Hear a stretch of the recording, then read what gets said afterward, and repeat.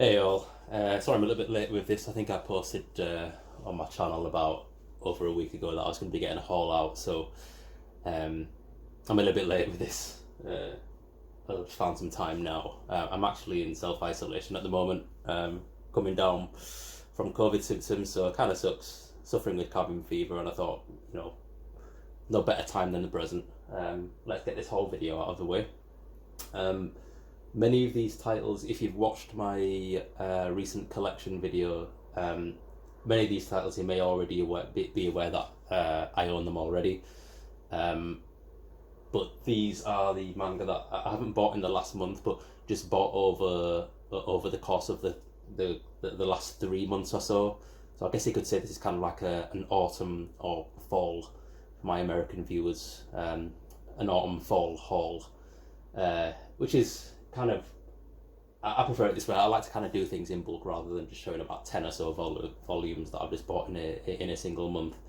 I don't particularly want to be doing these videos every month, as I was doing, as I've got other commitments now. I can't be buying manga in the massive quantities that I was on a monthly basis a couple of years ago. So I might do I will be doing these videos once every couple of months, so they'll be more seasonal, if anything. My next one will probably be in the new year. It'll be like a winter haul, I suppose, and then a spring haul, then a summer one, then another autumn one. Anyway, so I've got about 30 volumes here, not including omnibus, 30 physical volumes, one of which is actually a comic book. So I'll show you that first. Something that's kind of special to me, which is Palestine by Joe Sacco. I've got no horse in this race when it comes to the conflict between Israel and Palestine, but the whole nature of it is very, it feels very personal to me. There's that famous quote from Desmond Tutu, something to the effect, I don't know it word for word, but it's something to the effect of those who stand on the side of neutrality during times of oppression side with the oppressor. So I think it's always good to pick a side, and I'm really looking forward to reading this. I mean, that artwork is very stylized. It's certainly not something I'm used to, but I think it's a really interesting take, having read about what it's about. Joe Sacco himself went to the West Bank and Gaza Strip back in the early 90s during the first Intifada, and just witnessed what the Palestinians were going through. It literally is terrorism that's happening to them.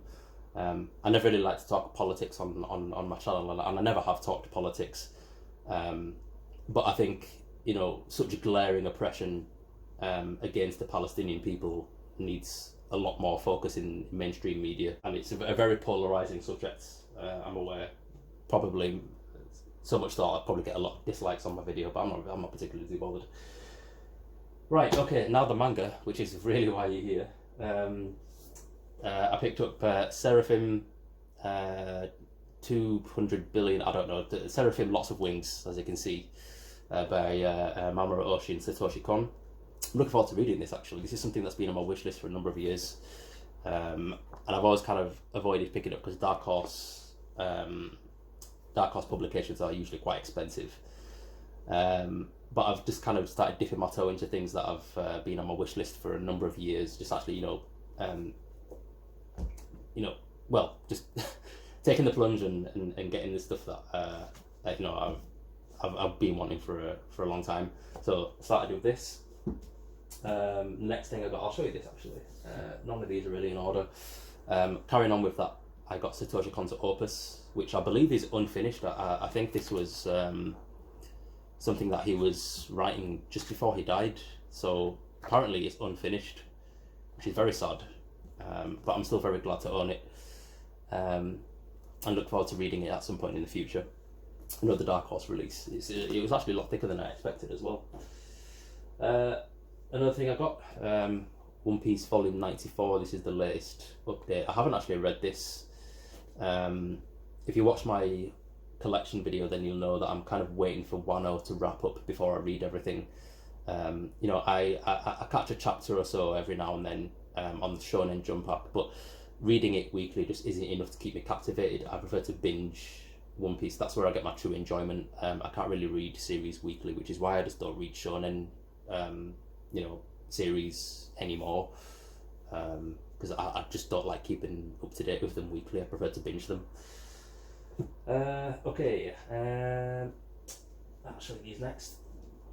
Some out of print titles. I've got Bokeh Hours Volume 1 and Volume 2.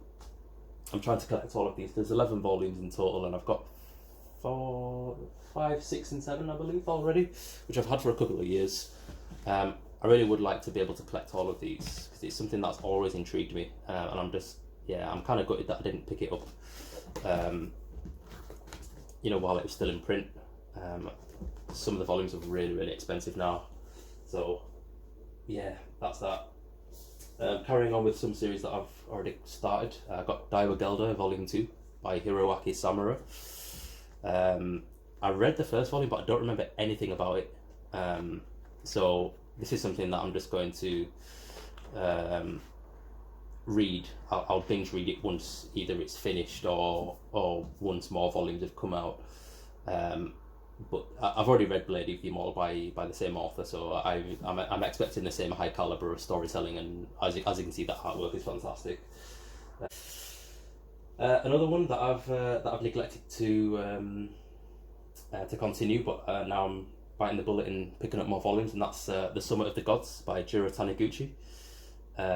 Script by Yume Makurabaku, I guess. Yeah, well, he did the script, I suppose.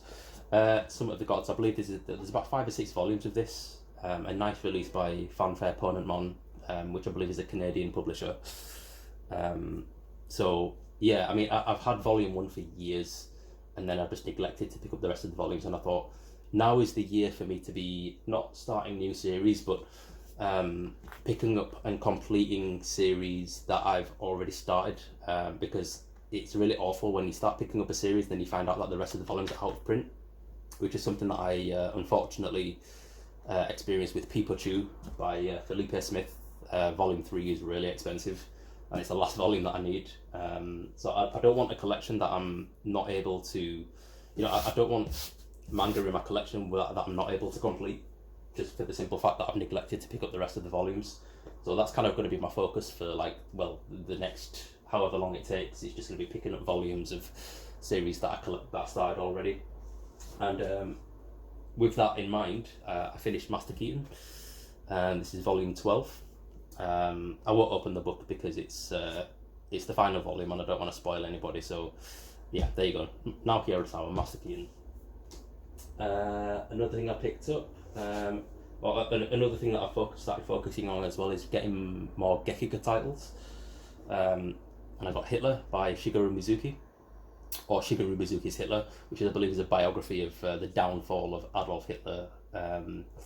I've recently been getting more into Mizuki's titles. I reread Novembr and read Onward Towards Our Noble's Deaths for the first time, and I was very, very impressed. So I picked this up straight away. I mean, it's been out a couple of years already. Let's see if I can find some nice artwork for you. Yeah, I mean, it's just a typical Mizuki style with, like, very stylized characters and you know, very realistic backgrounds. I mean, you can see there, you know, it's just really, really beautiful artwork. And yeah, I'm a real sucker for World War II history. I'm really interested in that era of humanity, of, you know, human history. So I'm looking forward to reading this. Kind of going off the beaten track a little bit here. I got A Girl on the Shore by Inio Asano. This is another author who is just anything that is released in English by this author, I just automatically need to pick up. I absolutely love Inio Asano's artwork and storytelling. I'm not going to open this and show any artwork as I've heard that this is a very, very, very very mature series. So I don't want to open it up on. In fact, let me just. Okay, that's a cool page. Yeah, you can see a little bit of artwork there. But yeah, I'm very looking forward to reading this. I love the feel of the cover. The cover's got this kind of like plasticky, textured kind of feel about it. This is actually something I picked up a couple of months ago, but and you've probably seen it in my collection video already. But yeah, really looking forward to reading this. Picked up volume 1 of Blood Sea. I'm a really big fan of the anime for this, both the films and the TV series, which I believe this is based on. This is only 4 volumes, I believe, and I've had volume 2 and 3 for the longest time. I've had those volumes for about a year, and then I found out that these volumes were really out of print. So I was like, I found this for a really good deal on an eBay auction and got it for like £6. But volume 4 is almost impossible, nigh on impossible to find. I think the cheapest I've seen is about £30. So I'm just gonna have to see if I can get lucky with that. But I am looking forward to reading this, even though I've watched the anime and the anime movies. Blood, the whole Blood franchise for me is just pretty awesome, and I really like the artwork. So yeah, that's Blood Sea Volume 1. Some more out of print titles, which I'm not too particularly hopeful that I'm going to be able to collect this entire series. It's massively out of print, and that's Twin Spicker. These are some ex-library copies, but they're in relatively good condition. They've got like these plastic cover sleeves on them, but as you can see, it's volume 3 and 4. I already own 5 volumes of this, so I own 7 volumes of this in total, and I believe there's about 12 or 13 volumes. They're a little bit faded, as you know, as to be expected from ex-library copies, but I got them really cheap on eBay. I mean, I don't know anything about this series other than that it's about, I think it's about astronauts or space exploration or something. I don't know, something like that. And I haven't started reading it, so I don't even know if I'll even enjoy it. It's not something that I'm too invested in when it comes to collecting. I'm just picking up volumes as and when I know that there's cheap volumes available. And I probably will never be able to finish collecting it. However, it is one of them series that I don't mind, that if there aren't any volumes, purchasing some volumes digitally on the Comixology and just kind of, you know, filling in the gaps that way. It's a series that I don't mind not owning, if you know what I mean. And again, that's just because I'm not invested in it in any way. Maybe I'll feel differently once I start reading it, and if I fall in love with it. The artwork, it seems pretty simple, but nice. And yeah, let's see, what shall I show you next? Yeah, again, this just going back to me wanting to complete series that I started and, you know, neglected to finish. I finished Sunny by Taya Matsumoto. Here's volume 3. Volume 4, volume 5, and again, you know, if you've seen my collection video, then you know I already own this, or you know, yeah, it's something you already know I own. And the final volume 6. So there we go. All of Sunny by Taya Matsumoto. I've owned the first 2 volumes for about 4 years, and then just decided to pick these up this about a month ago, and I was very lucky because my Forbidden Planet, or I think Forbidden Planet over here in the UK, is having a massive clear out. So I got all of these volumes for under £20, like total. I think I paid maybe about £17 for all 4 of these volumes, and they do go for like I think they go for about £21 each. The beautiful hardcovers. And I'm just really looking forward to reading it. Taya Matsumoto has been a slow burner for me. I really enjoyed Attack on Concrete. I didn't enjoy Blue Spring. But now that I know that more of his works are being published in English, I know Ping Pong is out as well in a really nice soft cover edition. Yeah, no, it's something that I'm slowly learning to appreciate more. You know, he's got a very different alternative art style. Heavily influenced by like French comic art. So yeah, I'm looking forward to reading more of that. Something else I picked up, single volume of Heartbroken Angels. This is an old pulp, Viz Pulp line hardcover manga from like 2000 or something. It's really old.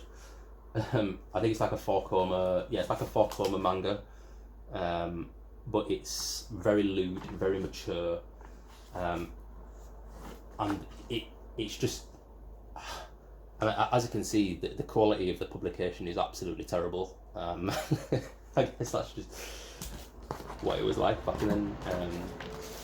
But it's something nice to own. I believe there's actually a second volume of this as well. There's also a little nice little comic kind of in the dust jacket as well. I thought the publication for this would have been a lot nicer, but yes, it is what it is. I got it for cheap, and it was just a blind buy really. I liked the cover. I didn't know what I was getting myself into. I may still enjoy it, but there you go, Heartbroken Angels.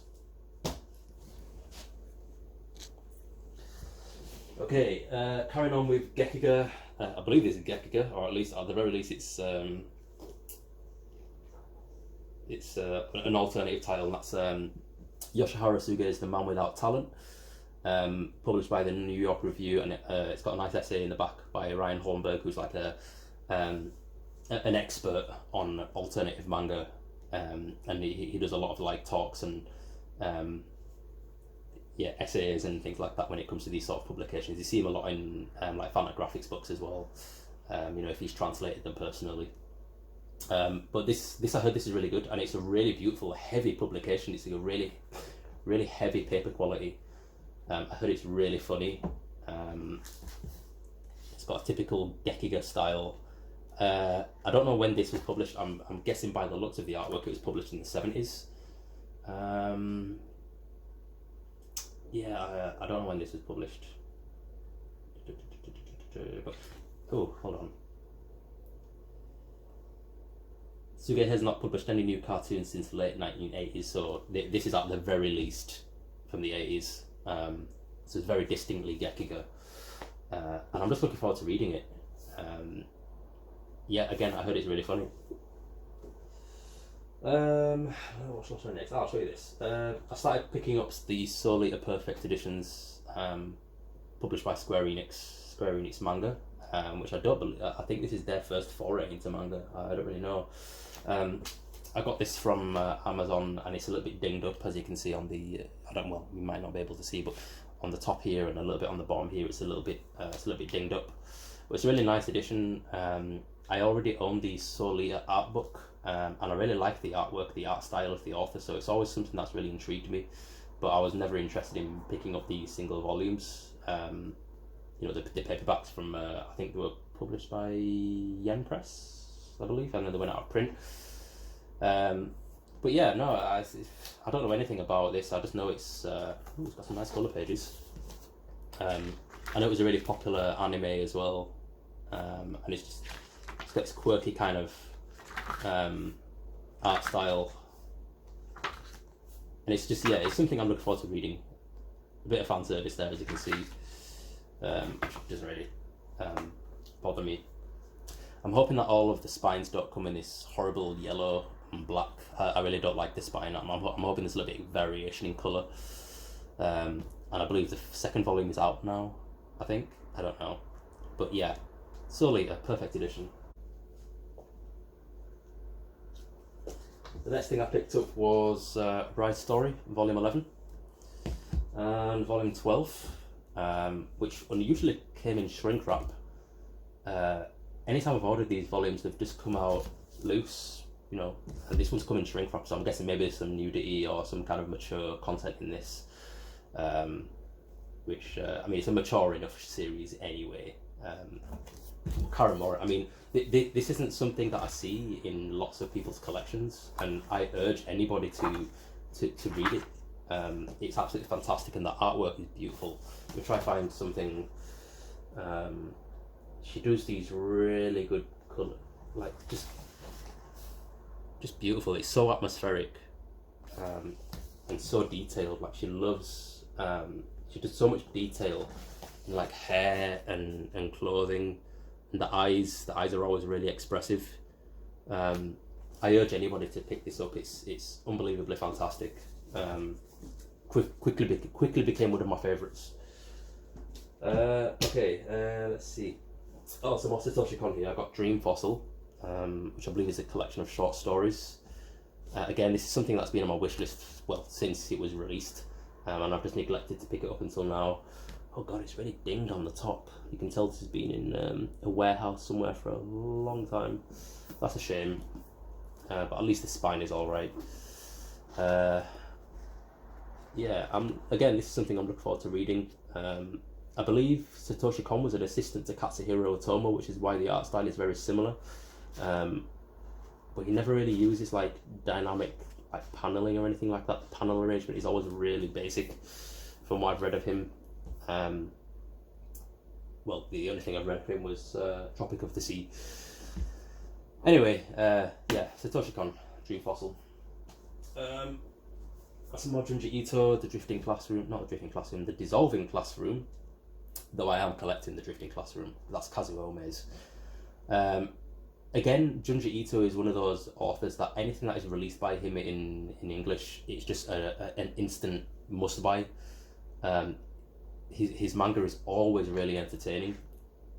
And particularly this year, and like last year and this year, there's been a really big boom in the amount of works that we're getting from him. You know, mostly put out by Viz. This one's released by Vertical, unusually enough. But yeah, no, Viz are doing a really good job on publishing a lot of his short stories, collections, and serialized works as well. So yeah, urge anybody to pick anything up by him. Okay, going back to Jiro Taniguchi, I got the Ice Wanderer and Other Stories, another short story collection, I suppose. This has been something that's been on my wish list for a very long time. This is released by is this Fantagraphics or no? It's Fanfare Ponamon. Yeah, what was I gonna say? I've lost my train of thought. Yeah, oh yes, I believe this is something that was going in and out of print, because I would often see the price for this fluctuate really cheap and really expensive. So I finally just took a plunge and was like, you know what, let me just buy it. I'm sure it's good, and I'm wanting to collect more of Jiro Taniguchi's work. So, and his artwork is always really beautiful. I believe many of these stories are set in like Alaska or somewhere in the Arctic Circle, maybe. Just judging by the artwork, and when I picked it up, I read the blurb on the back, and I think it said something to that effect anyway. But yeah, the artwork is just beautiful. This is a little bit more action oriented by the looks of it from what I've mostly read of Jiro Taniguchi's work, which is just like The Walking Man and A Zoo in Winter, which are very laid back kind of series. So I'm looking forward to reading this and, you know, seeing his foray into something that's more action oriented and more thematic to you know, a particular region of the globe. So there we go, The Ice Wanderer. Okay, I've got a couple more things to show you. Finally collected all of Blum by Satomu Nihei. This is the master editions. So here's volume 4, volume 5, and volume 6. So there we go, that's all of Blum. Finally finished all of this. I mean, this is something that started a number of years ago, but only finished collecting this year, well, in the last couple of months. I think this volume here, volume 6 here, came in about 2 weeks ago, just a little bit before my collection video.